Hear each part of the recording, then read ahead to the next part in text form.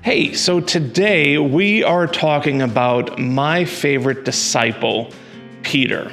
So we are in the book of Matthew, chapter 14, and we are right after the feeding of the 5,000, this huge miracle that Jesus did.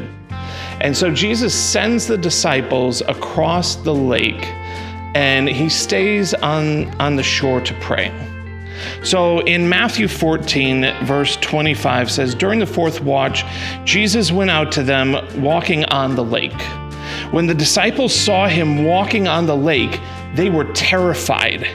'It's a ghost,' they cried out in fear. But Jesus immediately said to them, 'Take courage, it is I. Don't be afraid.' 'Lord, if it's you,' Peter replied, 'tell me to come onto the water.' 'Come,' he said.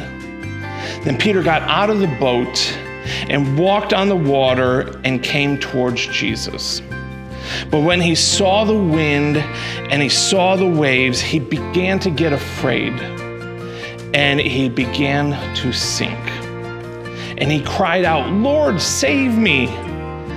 And immediately Jesus reached out his hand and caught him." So, as an encouragement today, we have many storms that we go through in life. Whether it is the loss of a job, whether it is a bad day at work, these things are disruptions or storms in our lives. So the important thing to remember that when we are going through moments like this is that we need to do what Peter did when he got out onto the waves. He got out and he kept eye contact with Jesus. And the Bible says that he didn't start to sink until he paid attention more to the waves and the storm around him than he did to Jesus. So when we go through these hard times and these trials, these storms in our life, our immediate reaction should be eyes on Jesus.